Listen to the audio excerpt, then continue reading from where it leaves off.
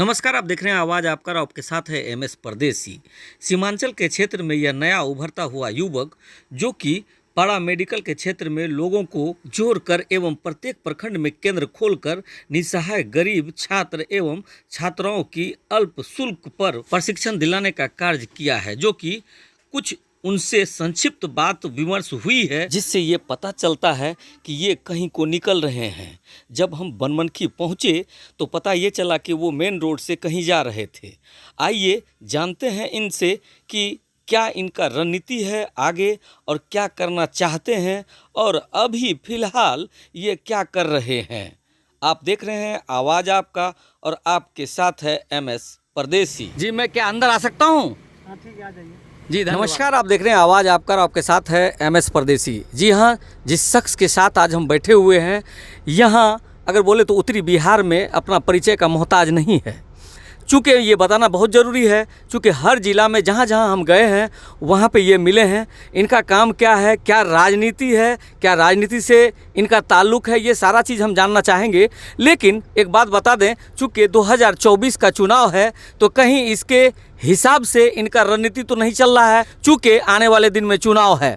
तो सर आप ये बताइए कि अभी कहाँ का प्लानिंग है? अभी तो मैं जा रहा हूँ दिल्ली। अच्छा, और आज मेरी टिकट है। अभी मैं कटिहार से जाऊँगा दिल्ली, राजधानी की टिकट है जी।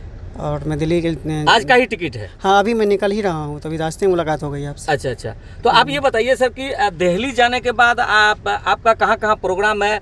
पता चला है, सुनने में आया है कि गृह मंत्री हैं, उनसे भी आपका मुलाकात होना है और भी कई तरह चीज़ें। ये राजनीति में जो आप कूद रहे हैं 2024 का तैयारी तो नहीं है? नहीं नहीं, ये बात नहीं है जी। एक्चुअली कि ये बात तो सत्य है कि अभी मैं दिल्ली दौरे पे हूँ जी। और एक सप्ताह में लगातार दिल्ली में रहूँगा और कई राजनीति के जो दिग्गज हैं जी, उनसे मुलाकात करनी है। कई जगह से अपॉइंटमेंट मैं ले लिए हुआ हूँ और उसमें देश के गृह मंत्री श्री अमित शाह जी से ही मुलाकात करनी है और देश का जो मौजूदा हालात है उन हालात पे चर्चा करनी है। इधर जो है सो राहुल गांधी से भी मुलाकात करनी है और कई नेता हैं। हमारे पास 2 बार मेल भी आ गया हुआ है मिनिस्ट्री ऑफ होम अफेयर्स से जी।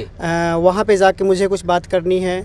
इसके अलावा मैं निजी कार्य से भी जा रहा हूँ, जिसमें मैं पैरामेडिकल का सेंटर चला रहा हूँ, पता ही है आपको। जी जी जी जी। तो मुझे आईएनसी भी जाना है, इंडियन नर्सिंग काउंसिल, वहाँ से भी कुछ पेपर्स वगैरह लेने हैं और बाकी अपना हेल्थ चेकअप भी करवाना है मुझे। इसी को लेकर के मैं दिल्ली जा रहा हूँ। इससे पहले आपका उत्तर प्रदेश का भी दौरा रहा, वहाँ पे जो अभी जो फिलहाल 2-4 दिन पहले अतीक अहमद का भी जो अगर बोला जाए तो पूरा सुरक्षा के घेरे के बीच में गोली मार दिया गया है और उनका भाई भी अशरफ है, उनको भी गोली मार दिया गया। इसके बारे में आपका क्या विचार है? देखिए, सबसे पहली बात तो ये है कि ये देश संविधान पर है जी और बाबा साहब भीमराव अंबेडकर का दिया हुआ संविधान हम लोगों को मानना है और देश को भी मानना है और कोई भी लोग कानून को अपने हाथ में नहीं लें। रह गई बात गोली चलाने की, तो ये तो सरासर जुल्म है। दूसरी बात है कि हमारे यहाँ लोकतंत्र में न्यायिक व्यवस्था है जी और जो न्यायपालिका का फैसला होगा वो सर्वमान्य है। जी जी जी। तो अगर मान लीजिए गुंडा अगर आके मार देता है तो ये कहीं से सही नहीं है। अगर आपको सही लग रहा है तो ठीक है, क्योंकि ये बिल्कुल दिखाई दे रहा है कि लॉ एंड ऑर्डर अपने हाथ में लिया हुआ है। बिल्कुल, और बिल्कुल। सारा सुरक्षा के घेरे के बीच में गोली मारा जाता है। तो ये बिल्कुल ऐसा लग रहा है कि कानून तो है लेकिन किसी एक आदमी के हाथ में है जो कि उसको सुचारू रूप से चला रहा है। नहीं, देखिए, आप फिल्मी स्टाइल में गवर्नमेंट को नहीं चला सकते ना जी। आप फिल्मी स्टाइल में गवर्नमेंट को क्यों नहीं चला सकते आप चाहेंगे कि हम जो है सो गुंडागर्दी करके राज चला लें, ऐसा नहीं होता है। खैर, मैं किसी सरकार पर टिप्पणी नहीं करूंगा, लेकिन जो गलत है वो सबके लिए गलत है। इस देश को में अगर रहना होगा तो इस देश से अगर मोहब्बत होगी तो इस देश के कानून को मानना होगा, संविधान को मानना होगा और किसी विशेष लोगों को यानी विशेष तबके के लोगों को परेशान नहीं करना चाहिए। ठीक है, हर लोगों को ये चाहिए कि जो संविधान के दायरे में हो, कानून अगर उनको सज़ा देती है तो उसके लिए वो मान्य है। और हम मान लीजिए कि पुलिस के घेरे में हैं और तब जाके अगर कोई गोली मार देता है तो आप भी समझ सकते हैं कहीं ना कहीं इस पे शक है। शक किया जा सकता है। चूँकि जिस समय अगर उसको जो है कि हॉस्पिटल में ले जाया जा रहा था तो अंदर में पार्किंग का व्यवस्था था, लेकिन उसको गेट पे ही गाड़ी पर से उतार दिया गया। कहीं ना कहीं मुझे शक के दायरे में आ रहा है। अच्छा, दूसरी बात ये कि अगर मान लीजिए, चलिए ठीक है, अगर गोली उनको मार दिया गया जी तो मारने के समय में पुलिस तो वहीं पे खड़ी थी, जी, फिर पुलिस ने एनकाउंटर क्यों नहीं किया? किसने हाथ पकड़ के बांध रखा था उनका कि आपको एनकाउंटर नहीं करना है? ये बात भी एक सवाल या निशान और है। दूसरी बात ये कि किसके इशारे पे गोली मारा गया, ये जांच क्यों नहीं हो रहा है? ये जांच की बात है। और क्या कहते हैं, अभी कुछ दिन पहले वही साहब ने कहा था कि ये जांच जो है सो यूपी के गवर्नमेंट का कोई भी अधिकारी उसमें नहीं हो। तो ये बात का मैं भी सपोर्ट करता हूँ कि यूपी स्टेट का कोई भी रिटायर्ड हो या फिर जो अभी वर्तमान में अधिकारी है वो अधिकारी उस जांच में नहीं हो और निष्पक्ष जांच होनी चाहिए। निष्पक्ष जांच होनी चाहिए, बिल्कुल, ये बहुत बड़ी बात है। तो सर आखिरी में ये मैं पूछना चाहूँगा कि आप जा तो रहे हैं लेकिन आने का कुछ हिसाब किताब बता दीजिए ताकि वहाँ पर आकर के आपसे कुछ फिर बातचीत हम लोग करें। अच्छा, मैं लगभग 1 सप्ताह 10 दिन के बाद, ठीक है, 10 दिन के बाद मैं लौट जाऊंगा। इस बार ईद भी वहीं पे करनी है।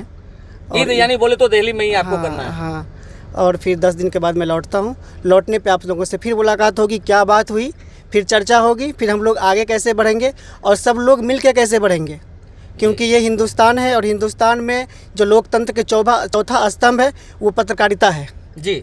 तो पत्रकार लोगों से भी मैं बात करूंगा आने के बाद, और लगभग मैं प्रेस कॉन्फ्रेंस करूंगा, बताऊंगा क्या मुलाकात में क्या सब रही और आगे क्या रणनीति है हम लोगों का, एजुकेशन के लिए क्या काम करना है, बच्चे जो है सो हमारे फील्ड में कैसे स्किल्स पे आगे बढ़ेंगे या फिर हम लोग कैसे आगे बढ़ेंगे, हमारे समाज कैसे अच्छा हो पाए, हम क्या करें उसके लिए, मुझे क्या करनी होगी जी। ठीक है, इस सब पे विस्तार से चर्चा जरूर करेंगे। आखिरी में शिक्षण एवं प्रशिक्षण जो विभाग है आपका जिसमें आप लोग वर्क करते हैं, तो चूंकि आने वाले दिन में ईद है तो ईद के शुभ अवसर पे उन सारे बच्चों को क्या कहना चाहेंगे, क्या बधाई देना चाहेंगे या क्या संदेश देना चाहेंगे? देखिए, ये ईद है और ये हिंदुस्तान है और हिंदुस्तान की तो यही खूबसूरती रही है कि जब सुबह में आप जगेंगे 4 बजे 5 बजे जी, और जिस समय आपको नींद आने की टाइम ज़्यादा होती है सुबह में, लोगों को आलस ज़्यादा आता है, उस समय 4 बजे मंदिर से घंटी की आवाज़ आना शुरू होती है जी।